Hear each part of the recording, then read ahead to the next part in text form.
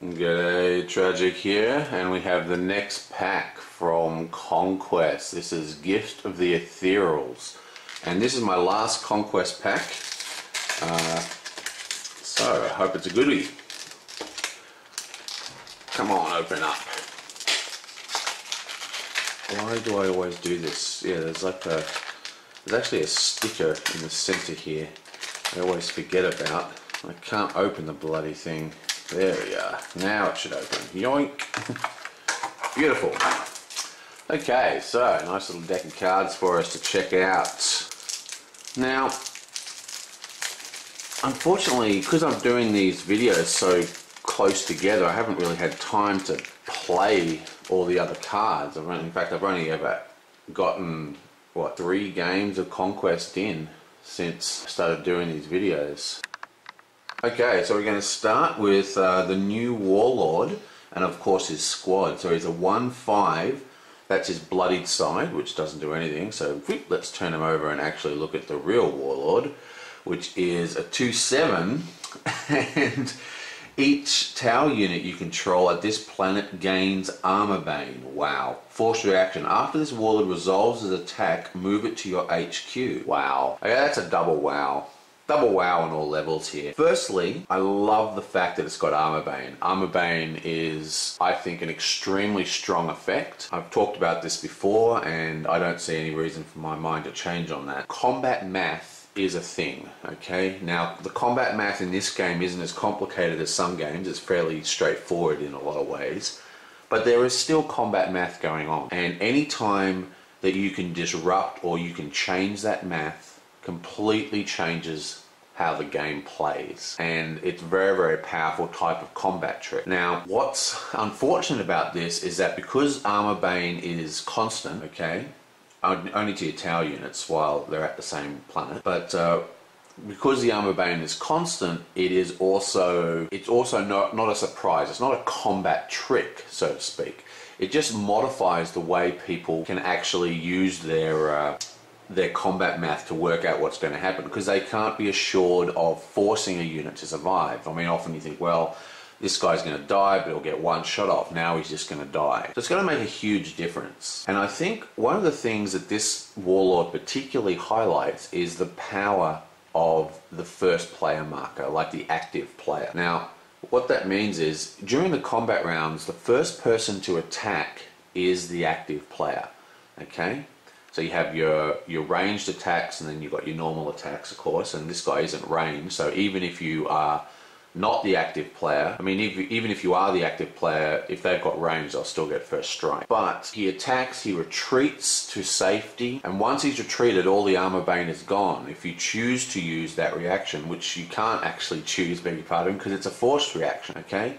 So there's a lot of weird stuff going around here. Basically, to take advantage of his Armor Bane, he needs to hang around, you know, because as soon as he attacks, he's out of there, which will remove his Armor Bane from all the characters with him. So being an actual active player is going to make a huge difference to how you use this character. You're going to send him to, you might not even send him to the combat planets, you know, just to pull actual command struggles when it's not your active turn, because otherwise it's going to be very easy for this Warlord to get beat up, I think. He's got a 2 attack. Remember, he gives himself Armor Bane, so he's always attacking with Armor Bane. So you do always get 1 attack, but if you want to utilize him, like when you look at him, you think, oh, my entire army of tower, all Armor Bane. Well, they might be, but it means that your Warlord is going to be on the table vulnerable for a long period of time, and that could really spell trouble. You know, you could get bloodied very quickly if you don't utilize that return ability. So yeah, it's an interesting effect. I much prefer the other Tower Lord, I think. I do love the concept of Armor Bane, but we have to see if there's any kind of ways we can protect this guy. Okay, so now we have the 4-man squad that he comes with, the Ethereal Envoy. Forced reaction. After this unit resolves its attack, move it to your HQ. It's a 1/1/3. No, oh, it's got 1 hammer. Okay. So I like the idea that these are very, very hard to kill. Again, depending on first player. But you attack and they're gone. They are constantly with the hero, if you're with this hero, so they've all got Armor Bane, which means that 1 damage can get through. A 1 damage unit's usually pretty weak because, well, you know, you can't worry about that one damage, you know, because you can easily defend it. Most shield cards have one shield. It's like the most common type of shield, and the least type of shield you're worried about discarding. But of course, these are very, very good targets for attachments and stuff like that, because they will be zipping in and out. And I like the concept of the ethereal, you know, keyword, which is basically saying, you know, this tribe is, you know, hard to fight, you know, like they do a quick stabbing out of there. I like that. Okay, I'm not even going to bother trying to pronounce that. Something Sanctum. Action. Beautiful. I love action speed, because action speed is, you know, game wide. Exhaust this support to ready a target unit at a planet with one or more ethereal units you control. Okay, that's actually a very, very good card. Now, the ethereal units, I'm not quite sure how many other ethereal units we've had, but all these guys are obviously ethereal units, and they're going to be basically stuck with the Warlord, because when they attack, they bounce back to base, and obviously then they're attached to the envoy. So this can be used to untap your Warlord. This can be used to untap some big guys. And what's interesting is that it is any target unit. It is not targeting a Tau unit. So you can use this card inside your faction splashes, and I think that's pretty damn strong. But unfortunately, interesting. Anyway, so that's the end of the Warlord pack. It's an interesting Warlord we've got here. The Armor Bane, because the Armor Bane switches off when he retreats, it's like the Armor Bane is almost he's got Armor Bane, and that's what you're counting on. You're counting on him being Armor Bane. If I was, just at first glance, if I was building a deck with this guy, I'd be looking at, oh wait, have we not had the attachment? No, we haven't had the attachment yet. Let me just quickly look at the attachment. Okay.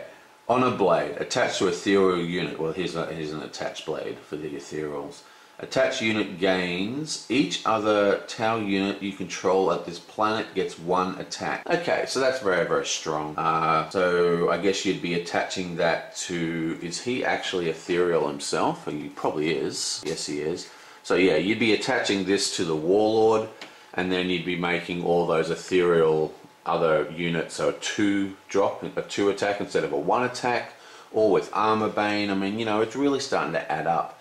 But as I was trying to say before, if you are counting on Armor Bane being on everyone else's units, you're looking at the possibility of quite a bloodied Warlord pretty quickly, because it'll be very, very hard to keep him up, I think. It's almost like that ability is in, you know, loggerheads with the actual function of his retreat. Anyway, now we have Ethereal Wisdom. This is an event, and we're still in the...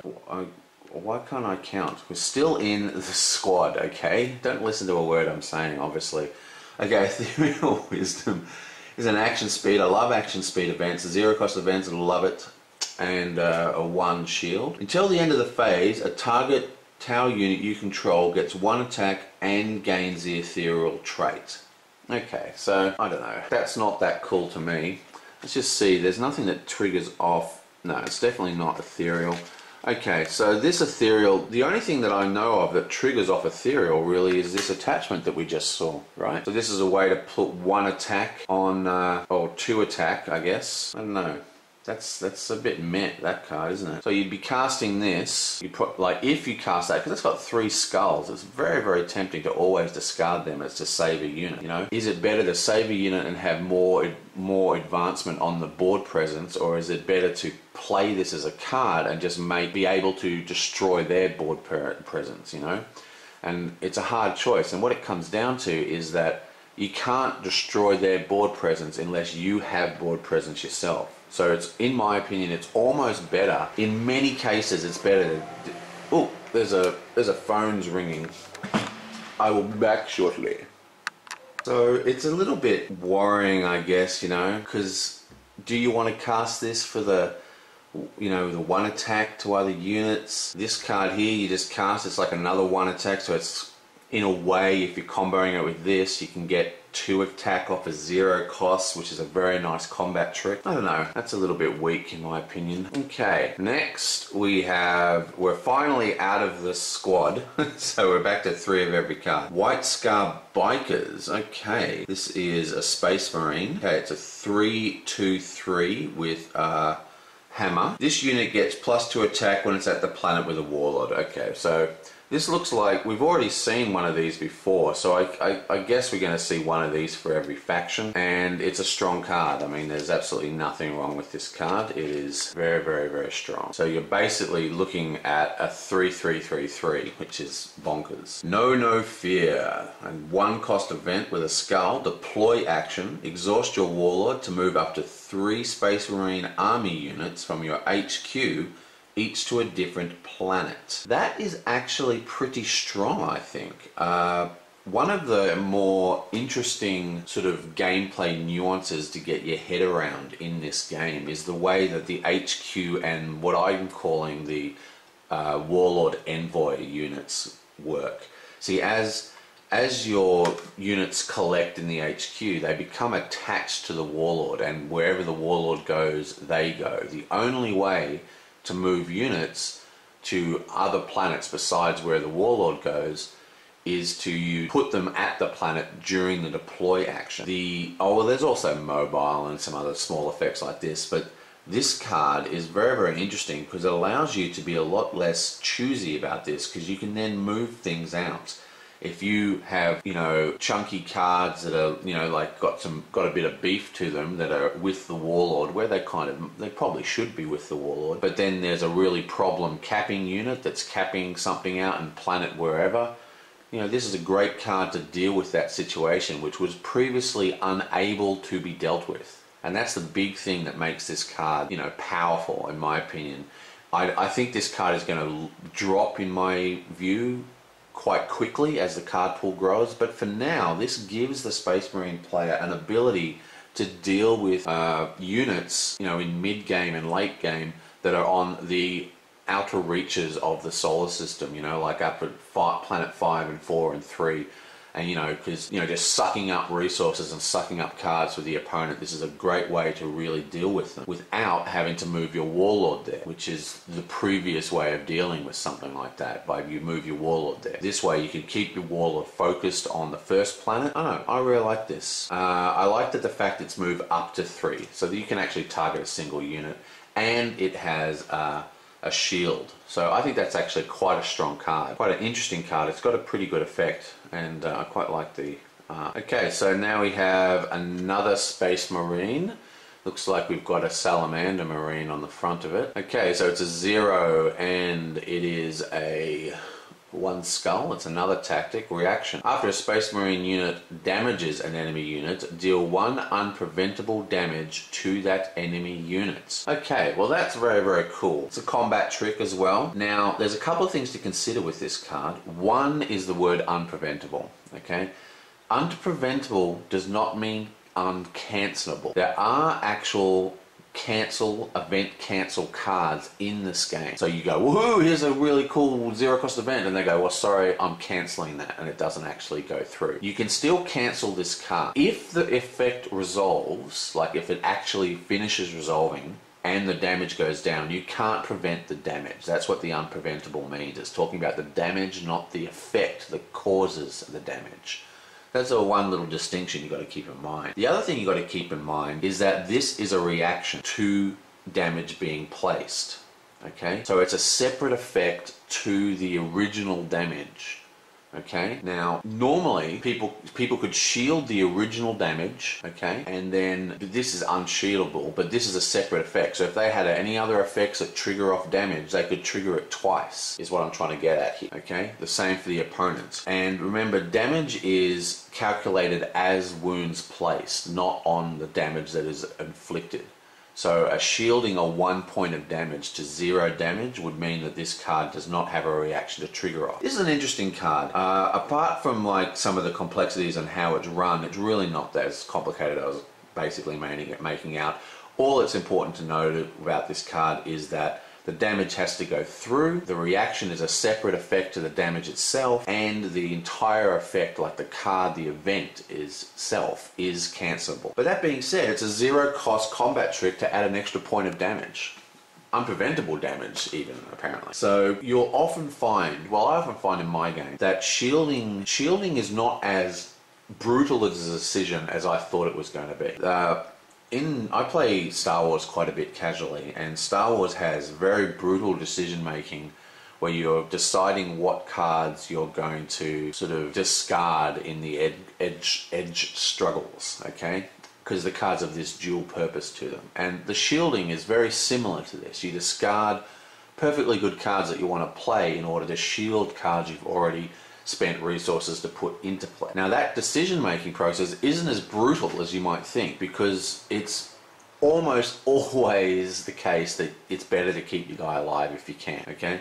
So you actually are discarding these quite willy-nilly, and often you want to discard the worst shielding card, the 1 point shielding cards, etc, etc. The point is, the most common shielding card, the ones you discard, they're all 1 point cards. So you discard the shield and bam, out comes another point of damage. So in a way, the way to look at this card in my eyes is it's actually a shield cancel, just worded kind of weird, okay? I mean, you can do it to get that extra point to kill, you know, use a 1 attack to kill a 2 point creature or whatever. But I think the way to really use this combat trick is as a shield cancel, because then you're getting such value out of it. You're getting a you're getting a 1 for 2. You're spending 1 card and you're killing 2 of their cards, their shield card, and you're killing whatever, you know, they were trying to shield. I think that's a very, very strong and a very nice little combat trick. I like it a lot. Okay, now we're at IG. Mystic Warden, a 0 cost 2/2 Psyker. Awesome. You know, my lore is rusty on the Imperial Guard. I was pretty sure they didn't have Psykers in the Imperial Guard. Anyway, whatever. Force reaction. After a battle at this planet ends, sacrifice this unit. Okay, so this is another great little card. It's a 0 for 2/2. 0 means that you can play it right at the end of the deployment phase after you've seen everything happen, you've run out of credits, they think you're done, you go, oh, actually, Mystic Warden. Oh, I've got another Mystic Warden. Bang, bang, bang. And there is some interesting things about this, okay? There are 2 types of sack effects in games in general and in this game. One is like what this one says, which says sacrifice this unit. Now, usually they have 2 written after it and then some effect, like sacrifice this unit to do something. And the other one is when a unit leaves play. Now, the difference is that when a unit leaves play for any reason, including sacrificing, it can trigger the reaction, you know, when a unit leaves play. But there are a lot of Imperial Guard functions that say to do this, sack a unit. But the cost is sacking the unit. This is a different sack. If this says sacrifice a unit, you can't use this sacrifice to power another card that says sack a unit too. You know what I mean? It's a subtle distinction that a lot of people seem to still get confused about. But basically, costs need to be paid for the effect that they're designed inside. Okay. So this one here is basically, you know, he just burns out really quickly from like his sack doesn't have a reason. It's just you are forced to sack him. But you can't use this guy's sacking ability to power another Imperial Guard card that says sack a unit 2. Anyway, but Mystic Warding, 0 cost 2/2. I quite like that. I'm not a huge fan of, you know, transitory units that just pop in and out, because board presence is a huge thing in all card games, but especially in this game because of the way the combat rounds work with it, with multiple combat rounds. So yeah, it's just I think I would prefer to have a unit that stays in play. Oh, like if I was drawing cards and I drew a card and you go, ooh, what's my next card? I would prefer to see a card that I can put on the table and have it stay on the table. But one of the good things about the Mystic Warden, now that I'm thinking about it, is, you know, because of the way the combat rounds work, is that you can force engagements with him quite easily. You get into a fight and you just keep fighting. Fight until they're killed. You're going to force the other player to either retreat or kill your Mystic Warden, because you don't care if he dies, because he's dying anyway. So you can get that extra damage. You're never going to be going, oh, I should probably retreat now and save him for another time. And that, I think, is actually pretty cool. I actually quite like the Mystic Warden. You know, in general, you get to have a deploy action, a surprise deploy action. Doesn't cost anything. He has like a protracted combat stance, over other units. I think it's actually a pretty decent card. But again, even saying that, I would still prefer to draw a card that I can put on the table and have it stay on the table than have some kind of transitory unit like this. Okay, to arms, brothers. Okay, it's a 0 cost with 2 skulls. It's a 2 shielder, awesome. Action, ready, target, support card. I don't like the art on this one at all, oh well. Okay, ready, target, support card. Okay, so in the core set, which is the one I've got the experience with, because, you know, I'm doing these videos 1 a day at the moment, so I actually haven't got enough time to play with all the new cards. A lot of new support cards have come in. Some of them seem pretty strong, but I'm not quite sure exactly how strong they are if I want to actually spend time untapping with a card slot, using an entire card slot to untap a support card. I don't know if they're that strong yet. I mean, there could be one eventually. Still, 0 cost for 2 shields, even if you don't use it for that. I mean, if you have a deck that has a lot of tapping support that, you know, you can mix with IG, then I think this is a no-brainer, because maybe the majority of the time you're discarding it as the 2 cost, but when you really need to untap that support, you'll have the option if you've got the card in hand. The problem is the 2 skulls is so tempting, you're not going to have it in your hand for long. Yeah, I don't know. I think that's an interesting card, but one that it's dependent completely on what supports you're running and if the supports are worth having an untap effect for. And I really just don't know at the moment. Okay, so now we have an attachment. It's a 2 with another 2 skulls. Beautiful. Honorific Imperials. Attached to an army unit. While at a planet with an enemy warlord, attached unit gains armor bane and range. And it attaches to any armor unit. Any army unit. Wow, that is a really good attachment. Ranged, as you know, is one of the best effects in the game. Like, it's not going to be long. Like, when the card pool gets big enough, I predict that, you know, the most decks will just be ranged. Once there's enough range, they've got to be really careful with how they produce ranged cards, otherwise that is going to happen to decks. You just have full range decks, just, you know. But yeah, I mean, and it's got armor bane. I mean, that is massive, and it's not unique, and it's, you know, I mean, it is freaking powerful. Now, what you might notice, which is something that I haven't actually been talking about.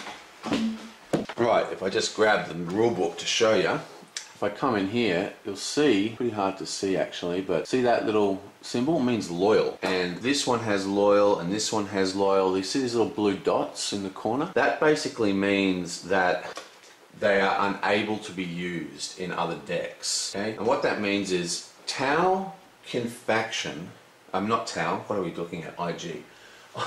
IG can faction with both the Orcs and the Space Marines. That means you can make an IG deck with those guys, or you can make an Orc deck, more importantly, with IG. You can make a Space Marine deck with IG, but you cannot put loyal IG cards unless you're using an IG Warlord.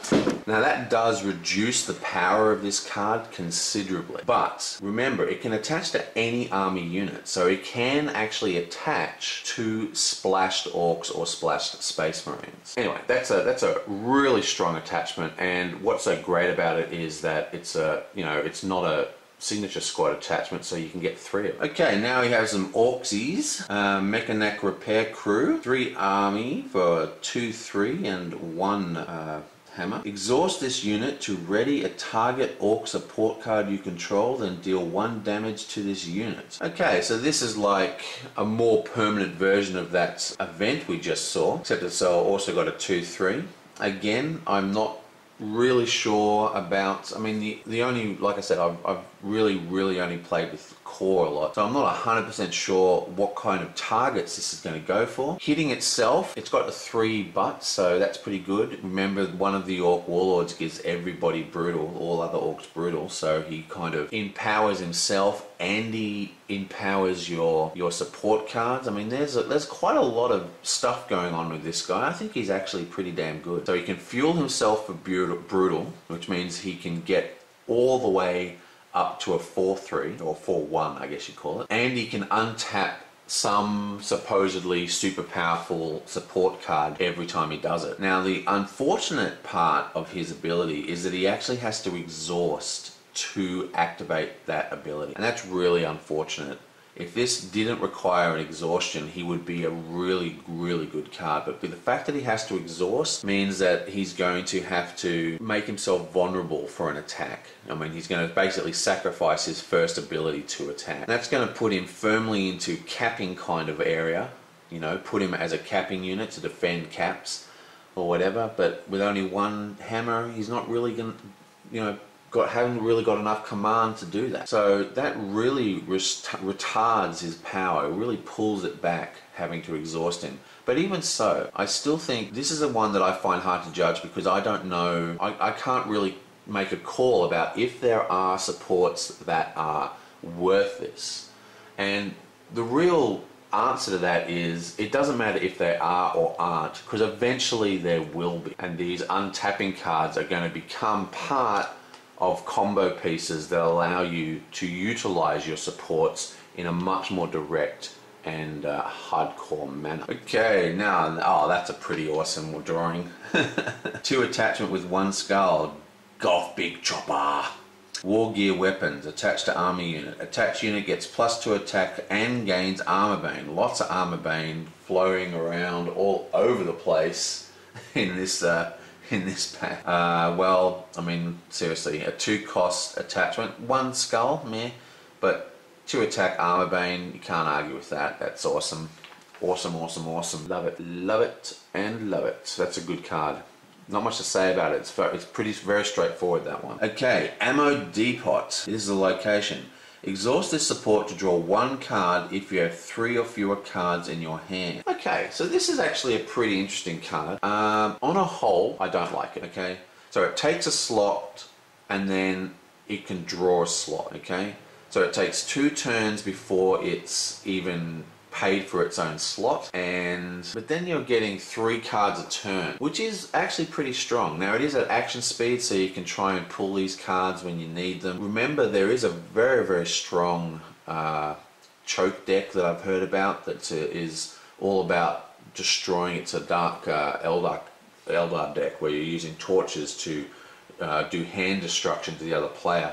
And players are finding they have very low hand counts, and of course with low hand counts, not only do you have less options, but you've got less shields and stuff. So I mean, this is a good sort of soft counter to a deck like that. But with so many factions, countering single factions is fairly you know, weak. You know, it's like you can make yourself really, really strong versus one faction, but those specialty cards that you put in are going to weaken you against the other faction. Still, it's not unique, which is awesome. Untap effects, you know, I mean, let's just think about it. We get 3 of these on the table, we're drawing 5 cards a turn. That's bonkers. We've got untap effects to draw multiple times. Yeah, I think you could utilize this card very well. And one of the big things that people try to do in this game is win command struggles, like the command struggles to draw cards especially. I mean, the resources are great, but it's the card draw command struggles that are really, in my experience, the ones that are really fought over. If you get these guys out, you can forget about your command struggles. I mean, you'd probably have to still do them to, you know, stop your opponent from getting them.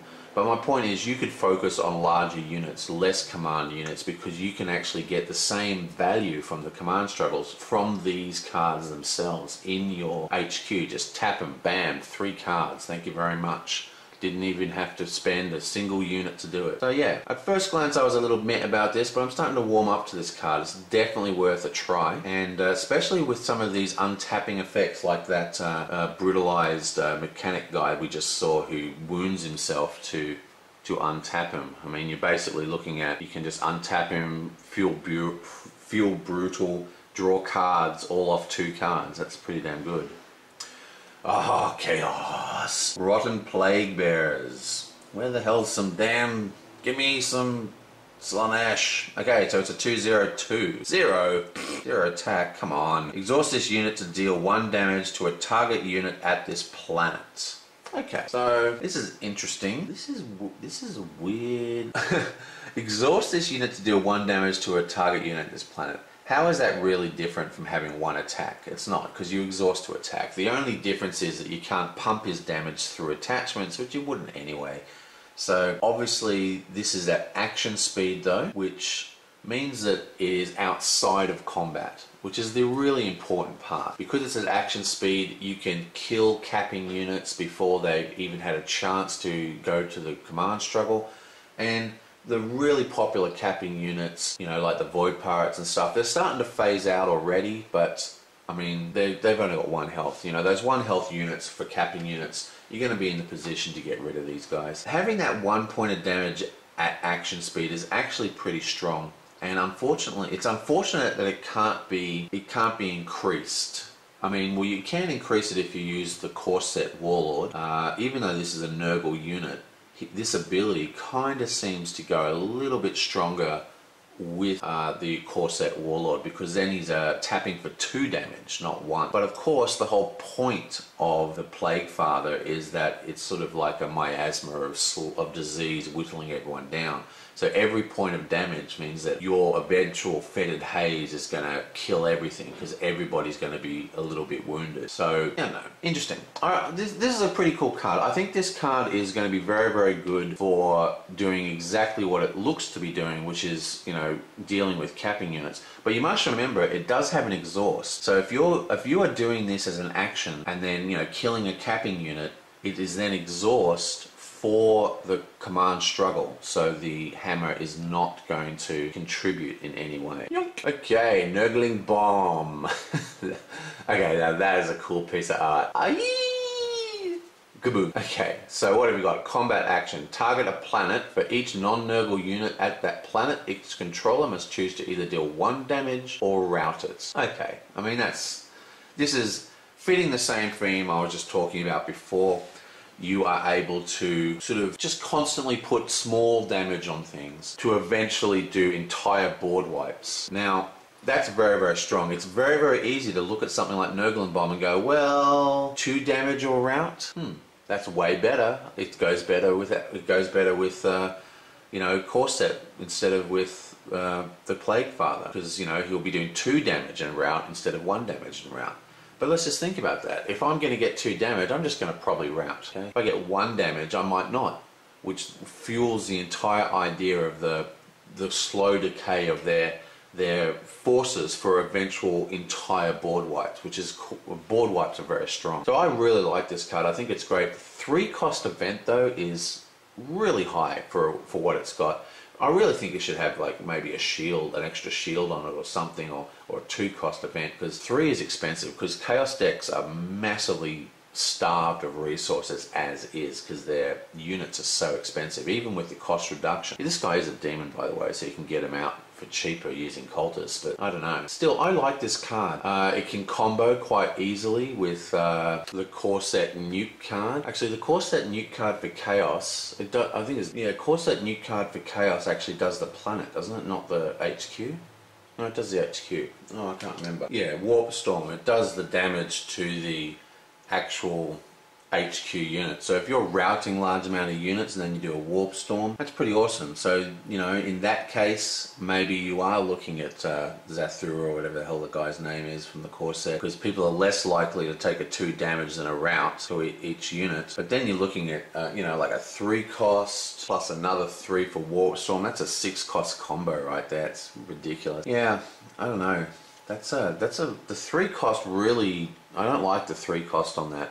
But there's a number of uses already for it. I mean, you've got fueling of the plague, and you've also got, you know, force routing, and you've got comboing into Warp Storm. So it's all good. Okay, so now we have Throne of Vainglory. Vainglory? Is that a word? Throne of Vainglory. 3. It's an upgrade. Oh, it's Slaanesh! Booyah! Slaanesh! Where's all the purple? Action. Exhaust the support to discard the top card of your deck. If the printed cost of the discarded card is 3 or higher, put 2 cultist tokens into play from your HQ. Oh, I love it. I love it. 3 cost is a bit much though, but I do love it. It's loyal. Basically, I have this deck called Ginormous Demons, which doesn't work at all. I mean, don't try and build this deck. It doesn't work. It's a complete and utter failure every time I build it. But every time a card comes out, I think, oh, maybe this will help it, and I think this will. Cultists can be used to reduce the cost of demons. So if I'm building a deck and I'm not using, you know, 3 or lower costs, what is it? Is it 3? Yeah, 3 or higher. So if I'm not using 1-2 cost cards at all, okay, because they're, you know, big demons and larger cards, then I'm just gaining cultists, gaining cultists, gaining cultists, and that is just so important. You know, tap this card. You can have 3 of them, they're not unique, so you could pull so many cultists. I mean, you know, 9, 10, 11, pull 11 cultists in a single turn, just like bam bam, Helldrake or whatever, you know. I don't know. Obviously that's a bit of a reach, that last that last thing. But the 3 cost is actually quite significant, I think. If this was a little bit cheaper, I think it would have been better, but it might have been overpowered, especially with the coming, you know, the untapping that we just saw. There's an orc that just turned up. An orc can ally with chaos, and that might, you know, the ability to get out multiple cultists and pull those big guys early. I don't know. I reckon this is a deck archetype enabler. It's designed to help us get out those large demons, and I'm all for that. I don't know whether it's going to work. I'm going to have to test it, but it's definitely worth trying. Okay, a 1 army 2/2 with 2 hammers. Awesome. A mercenary. Pay 2 credits to take control of this unit if it's at a planet. Any player may use this ability. Okay, that's a weird effect. Oh, yawn. Beg your pardon. I'm so sorry. That's a weird effect. How long does the control last for? I'm still a bit... think you just take control of it forever? Or does it come back to you after the end of the, it doesn't say phase or round or anything. So you can just take this unit from the other player. So I thought maybe it could be used as, inside a choke deck as a kind of, opportunity to drain their resources. Like, oh, you can take this unit if you want. It's going to cost you 2 credits though. But, 2 credits is 2 credits that you don't have for other stuff. And then I get it back, and then you have to make that same choice again. But to get it back, I have to spend the 2 credits, which is just as draining to me as it is to you. I don't know. It is at action speed, so you can do it before the command struggles are even won. So you can give your opponent 2 command icons. I'm not 100% sure exactly how this will work in a deck. It's really about the psychology of your opponent player. I mean, will he trigger that 2 cost, and will you be wanting to trigger it back? Like if you pull it back, will he keep pulling it off you? Because if you're choking him and choking his money through this card, you don't need as much resources yourself. I don't know. This could be a card that has some very clever, sly piloting, controlling going on. Like if you're piloting a deck in a very clever way, this could actually be a pretty damn good card. But it seems very, very reliant on your opponent, the way your opponent plays. This might be a very good card in a local meta, but I don't think this is really, I don't know. I don't like this effect at all, really. No. I don't like it. I say boo to that effect. Okay, what do we got next? Despise. Okay, it's a 0 cost, 1 skull, tactic, combat action. Each player must sacrifice an ally unit he controls if able. Okay, ally. Now, what you might be excused for thinking is that means your splash color, which it doesn't. There's actually a type of card that has as a keyword at the top, ally. Okay, they're the units that get despised, and I don't think there's many of them. This could become good, but at the moment I just don't think there's enough targets for it. Okay, next. Warlord Destructor, a 2/3/4, finally. Okay, this is a nice card for Elder. That's really nice art too. After the deploy phase begins, pay 1 or discard this unit. Ooh, so he's a 2 cost 3/4, but you're spending a resource every turn to keep him on the table. Now, at first glance, that seems extremely expensive, but when you consider that Eldar are basically the kings of the command struggles, they sometimes are swimming in credits, like absolutely got credits to burn, because they're relatively low cost and they excel at winning command struck. They really badly need someone with a big butt and some attack power too. And it's only 2 cost for that initial run. You could use this as a suicide strong, use it like a cruise missile, as I say. Just go in there, expecting just keep untapping him till he's dead, so you don't have to keep paying, and then you're using a 2 cost to put 3 damage on how many units over the course of the combat round. That is a totally legit way to play him, I think. And then his 1 credit doesn't actually matter. I don't know. I actually quite like this card. I think this card is good. I think this is a real sign that you can be a lot more aggressive with this guy. I think I would use him as a cruise missile, definitely, if I were playing with him. Just run him till he gets killed. It's only 2 credits, but yeah, interesting. I like this card. I think that's a good card. It's good for Elder, this kind of card, because Elder is really lacking some high-powered units. The Eldritch Crosshair. Whoa! Okay, it's a 3/2/3 and another decent attacking unit for Elder. And again, it's got a command unit. This unit gets +2 attack while it's at the planet with the Warlord. Well, there you go. So it's a 4/3 for 3. Can't argue with that. And yeah, I think, like I said before, I think every single faction's going to get one of these +2 attack with Warlord guys. And Foretell. Oh, that's a pretty nice one too. 0 cost. Beautiful. 0 cost events are the ones I like. Interrupt. When a battle ability triggers, exhaust your Warlord to cancel its effects, then draw 1 card.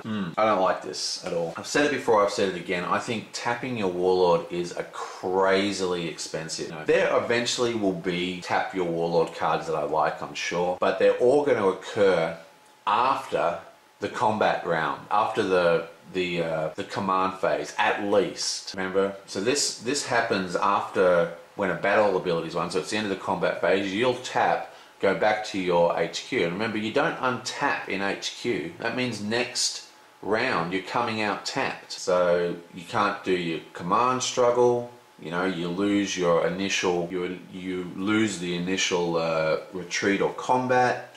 I think it's a huge cost. And what are you really stopping? The battle abilities? Some of them are pretty strong, but I don't know. I don't like this card at all. That's another meh. 2 big mehs in this pack. And that's it. That's the last one, baby. Awesome. Wow. There's some very, very good cards in there. What are we going to pick? What are we going to pick? Oh no, I'm not going to pick that. Not going to pick that. Not going to pick. Chaos gets it. Oh no. I actually quite liked. I think this is actually one of the strongest cards in this pack. 2-drop attachment for a 2 attack and army bane to any army unit, and it's not loyal? I mean, that's awesome. Now, I just want to find best art. I think the art's been a little bit hit and miss in this pack. Yeah, I think I might actually go with this guy for my favorite art. Okay, well that is that. That is Gist of the Ethereals and the last of my Conquest packs, and I will see you guys next time.